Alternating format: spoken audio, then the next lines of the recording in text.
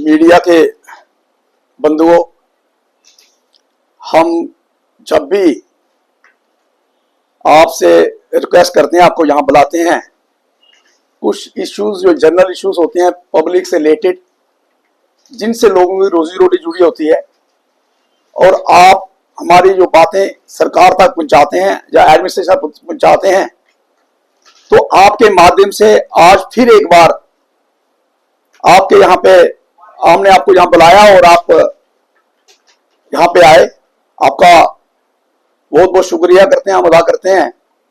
आज का जो इशू जो है वो फिर एक बार श्राइन बोर्ड के साथ, श्राइन बोर्ड जब से बना है 86 से लेकर आज तक, श्राइन बोर्ड की जो नीतियां हैं वो कस्बा कटरा के विरोधी रही हैं। चाहे वो किसी भी रूम में ले आप लोग, श्राइन बोर्ड बनने के बाद जैसे ही पहले श्राइन बोर्ड बना तो टेक ओवर हुआ, तो बारीदारों को निकाला गया। बारीदारों के बाद वहां पे जो दुकानदार थे, लोकल जो दुकानदार कटरा के थे, वो उन्हें वहां से निकाला गया। उसके बाद जो एम्प्लॉइज थे हमारे श्राइन के वक्त के, तो वो भी वहां से बाहर चलते गए। कुछ को रिटायर किया, कुछ को जबरी रिटायर किया गया। ये ज्यादतियां जो है वो श्राइन बोर्ड हमेशा कस्बा कटरा व यहां के लोकल लोगों के साथ करता आ रहा है। पिछले दिनों यहां पे रोड की बात ही 92 के अंदर, 93 के अंदर बात है।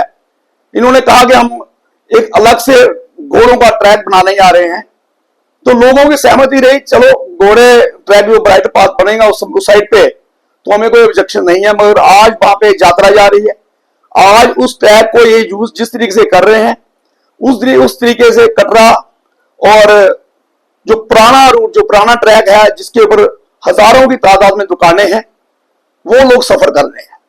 और उससे भी बड़ा जो आज लगने जा रहा है, रोड पे लगने जा रहा है, ताराकोट से सांसद, मैं एक दावे के साथ कहना चाहता हूं आपके माध्यम से सरकार से, डिस्ट्रिक्ट एडमिनिस्ट्रेशन या जो चेयरमैन श्री माता वैष्णो श्राइन सिन्हा साहब हैं, मेरी उनसे भी गुजारिश है और सीईओ को भी मेरी गुजारिश है कि आप इस मसले को लाइटली मत लें।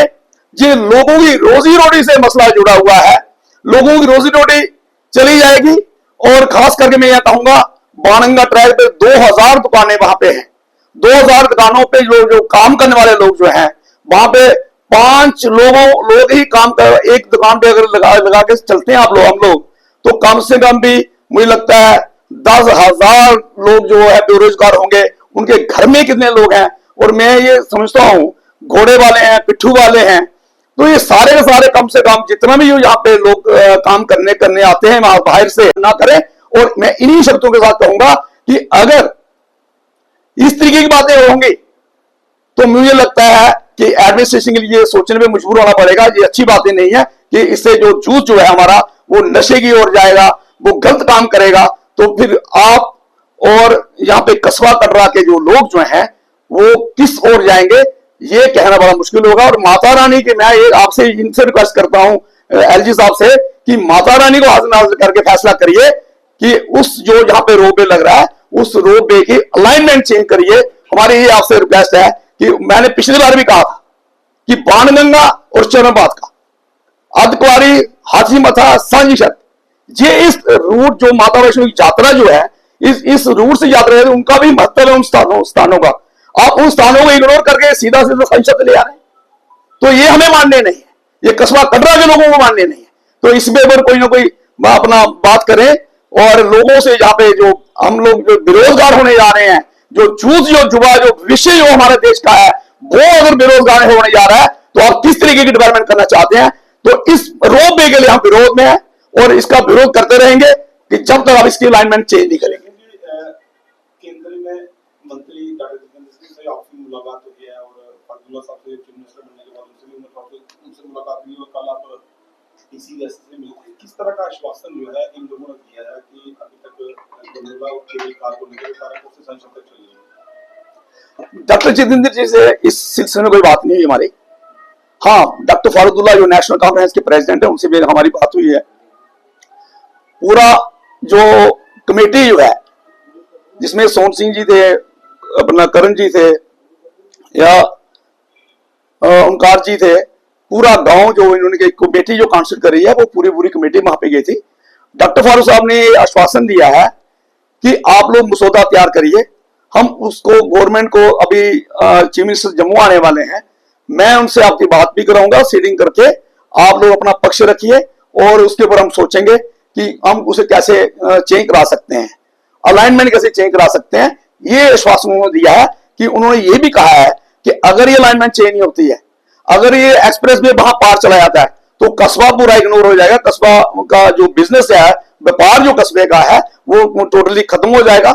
जिस तरीके से आज जम्मू के हालात हैं, उन्होंने जम्मू का जिक्र भी किया है कि जिसके तरीके हालात जम्मू के हैं इस तरीके कटरा के हालात हो जाएंगे, वो हमें मंजूर नहीं है। क्योंकि लोगों का भविष्य जो रोजी रोटी का जो मतलब अपना रोजी रोटी का जो अपना हमारा यात्रियों के साथ जुड़ा हुआ है, कि हमारा व्यापार ही यहीं पे है कि यात्री आएगा तो यात्री हमसे सामान खरीदेगा, जहां वो यहाँ पे रुकेगा, ढाबों पे अपना रेहड़ी पे खाना खाएगा, तो हमारी रोजी रोटी उसी से चलती है। उसके लिए उन्होंने कहा कि हम अपनी रोजी रोटी से किसी की खिलवाड़ नहीं करने देंगे। कल आपकी जो मीटिंग है श्री बलदेव राज शर्मा जो नवनियुक्त एमएलए हैं श्री माता वैष्णो देवी, तो हमारी रोजी रोटी उसी से चलती है।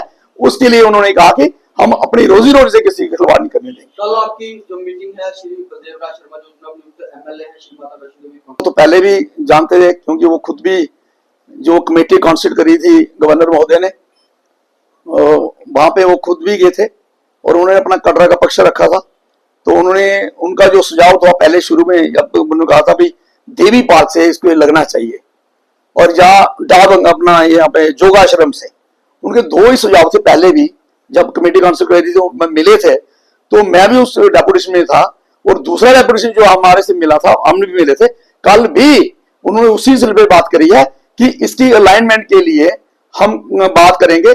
उन्होंने अपनी तरफ से कोई आश्वासन नहीं दिया कि मैं अपनी हायर अथॉरिटी से बात करूंगा, मैं अपने जो मेरे सहयोगी हैं, जो कुलीग जो है मेरे, मैं उनसे बात करूंगा और डॉक्टर जितेंद्र सिंह से भी बात करूंगा कि हम इसे कैसे कर सकते हैं। उन्होंने ये भी कहा कि हम एलजी साहब से मैं बात करूंगा, मैं अपनी टीम लेके एलजी साहब से बात करेंगे कि हम किस तरीके से अपने लोगों को बचा सकते हैं।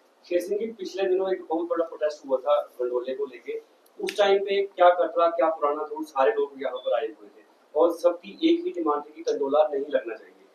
अभी आप डिमांड चाहते हैं कि भाई पिछली बार जो डिमांड थी, मुझे लगता है कि 8 डेपुटेशन हमारे मिले से जब जो कमेटी काउंसिल करी थी उनमें 8 डेपुटेशन में हमारे कुछ 2-4 डेपुटेशन ये भी कहा बिल्कुल नहीं लगना चाहिए।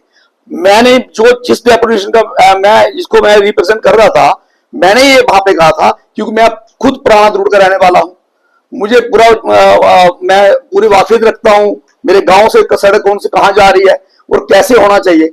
क्योंकि वहां पे 2000 से ज्यादा दुकानें वहां पे हैं, वो सारी इफेक्टेड हो जाएगी और गंडोला यहां से लगेगा। मैंने ये अपना डिमांड रखी थी कि बाणगंगा चरणबाद का ये ट्रेडिशनल रोड है, ये इसकी सेंटिटी खत्म हो जाएगी और इसे मत खत्म करिएगा। बाणगंगा वहां से उस एरिया से जहां पे श्राइन बोर्ड का एरिया स्टार्ट होता है उसके आगे से कहीं से भी आप लगा लीजिएगा गंडोला, हमें कोई ऑब्जेक्शन नहीं है। मगर गंडोला जो है वो बाणगंगा इस टैग से बाहर से लगना चाहिए। कटरा जो आप लोग मुझे कह रहे हैं अभी ताराकोट जो इन्होंने कहा हुआ है, ताराकोट बेसिकली जगह यहाँ पे इनका लंगर लगा है ना, उसको ताराकोट बोलते हैं। ये ताराकोट बोलते हैं, यहाँ पे बाणगंगा के साथ वाले एरिया में ताराकोट बोलते हैं।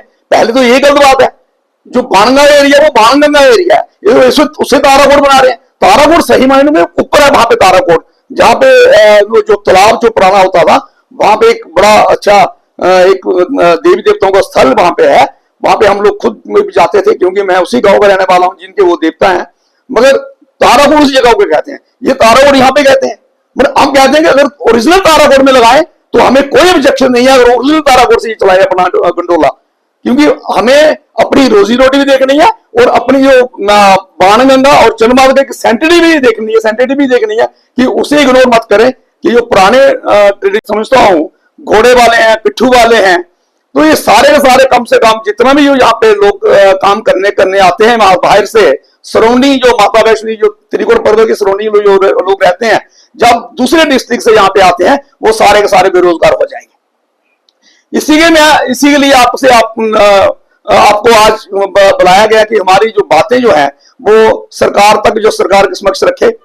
रोपे नो लगने जा रहा है, कटरा पूरा बाईपास हो जाएगा, कटरा कस्बा के अंदर यात्री यहां से आएगा वो सीधा ट्रैक पे वहां पे जाएगा। और मुझे कहते हुए भी थोड़ा सा लग रहा है कि 18,000 लोग जो है वो पूरे दिन में वहां पे दर्शन करने जाएंगे। यहाँ की जो यात्रा है, मुझे लगता है कि राष्ट्रीय दिनों में तो चलो ठीक है 12, 15, 18, 20, 25, 30,000 यात्रा होती है, मगर जब इन दिनों की बात जो है, जनवरी महीने की बात है, दिसंबर की बात है, जहां पे यात्रा ही 10,000 होगी, तो मुझे बताइए आप लोग पुराने ट्रैक पर कौन जाएगा और कटरा कस्बा की क्या दुर्दशा होगी। मैं अपील करना चाहता हूं कि पिछले बार जब एलजी साहब ने कमेटी कॉन्स्टिट्यूट करी थी, हेडेड बाय डिपकाम जम्मू, रमेश जी को यहां पे भेजा था, तो अपना यहाँ पे सीओ साहब उस कमेटी के अंदर बैठे थे, कमेटी के मेंबर थे, अपना बोर्ड के कुछ मेंबर्स वहां पे बैठे थे। हमने वहां पे मिलके एक कमेटी यहाँ पे हमारी जो अपना बाणगंगा वालों की, हर एक 8 डेपुटेशन वहां पे मिले थे। उन 8 के डेपुटेशन के बावजूद भी उन्होंने हमसे एक अमेंडमेंट की थी कि अगर हम काम शुरू करेंगे, हम कटरा के निवासियों से बात करके काम शुरू करेंगे रोपवे का।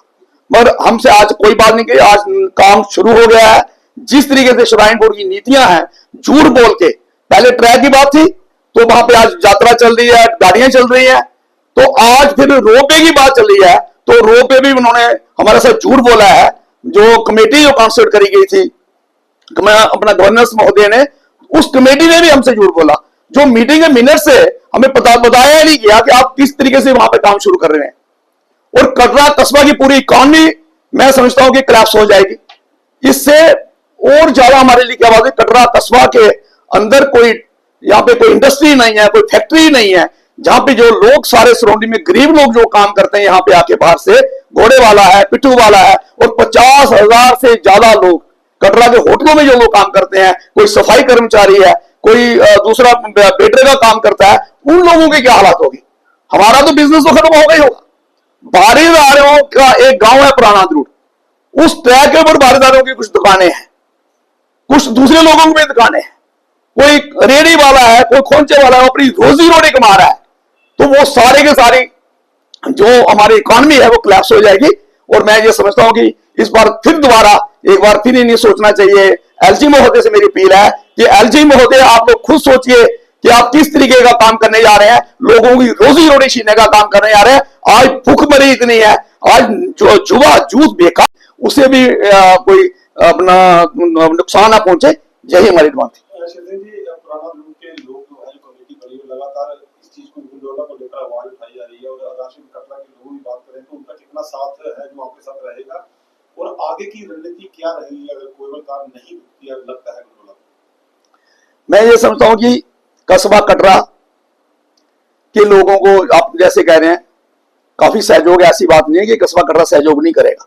सबको पता है कि हमारी रोजी रोटी छिनने वाली है।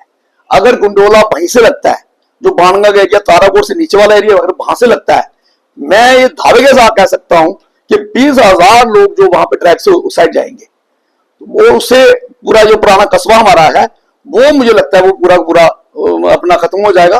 और बाणगंगा वाला ट्रैक तो रहा ही, वो तो बिल्कुल ही मुझे लगता है वो तो सारा इस एरिया वाला जो 2 काउंटर नंबर 2 से ऊपर वाला एरिया जो है वो मुझे लगता है ज्यादा अफेक्टेड होगा। और 2 नंबर वाले काउंटर नंबर 2 से ऊपर वाला एरिया आधा बाजार से भी ज्यादा बाजार ऊपर वाले एरिया में पड़ता है, और प्लस बाणगंगा और चंदबागा वाला एरिया पड़ता है।